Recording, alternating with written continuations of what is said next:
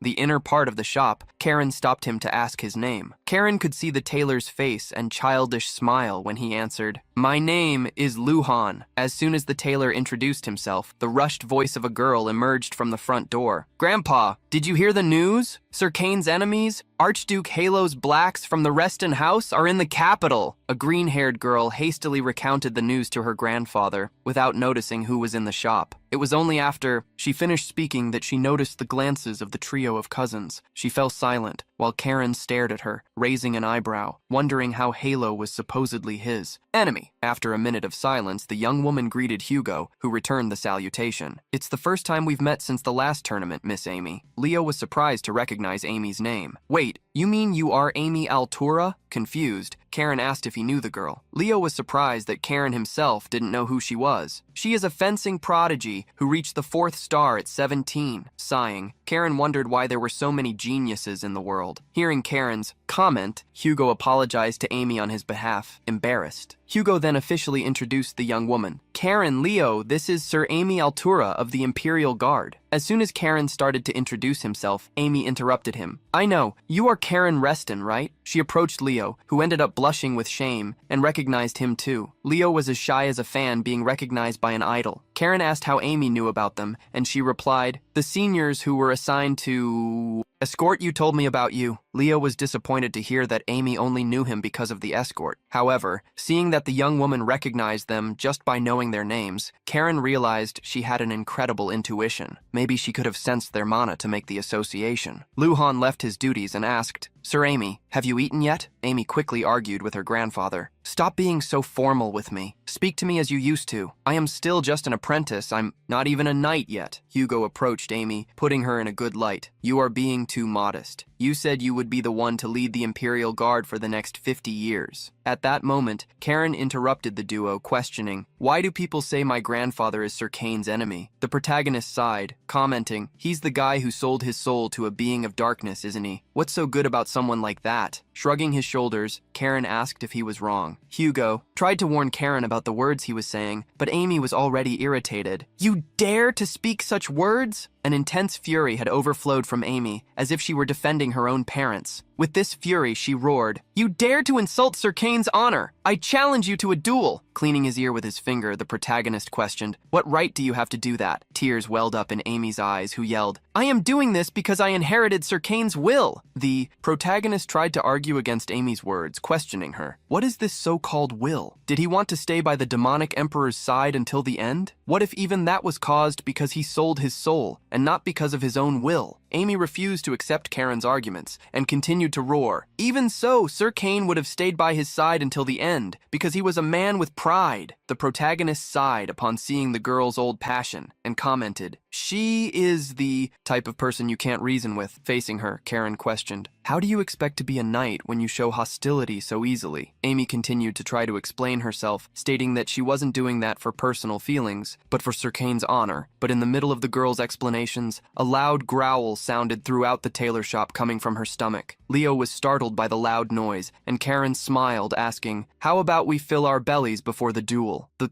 protagonist told her to decide, and then began to release his mana, while asking mockingly, "Pig, ox, or dog? Or perhaps you want to go immediately outside to fight?" Karen's oppressive mana pressured the young woman, who raised her hand in front of her face to protect herself. Amy had heard that, like her, Karen had reached the 4th star realm, but seeing him in person, she was sure he was on a completely different level. At that moment, old Luhan coughed, drawing attention. "Why don't you join Lord Karen for a meal, Miss Amy? You probably haven't been eating properly since you are paying off your family's debts." Karen retracted his mana, listening to the tailor finish soothing the situation. "Since destiny has brought you together, enjoy something delicious together." Amy placed her hand on her stomach and ground her teeth, looking away. In the end, with a flushed face, she accepted the invitation. Karen, Hugo, and Leo were sitting side by side and stared at the other side of the table where at least a dozen plates were stacked. Shoveling more and more pieces of meat into her mouth, Amy noticed their gaze. She was ashamed of her actions, but tried to explain herself. "I am just eating well for the duel." Karen felt that Amy had taken a more polite tone, but she countered him. "Don't misunderstand. I will definitely pay for my share when I receive my payment next month." The protagonist reassured her, but Amy stood up, banging the table. "I can't accept a duel on,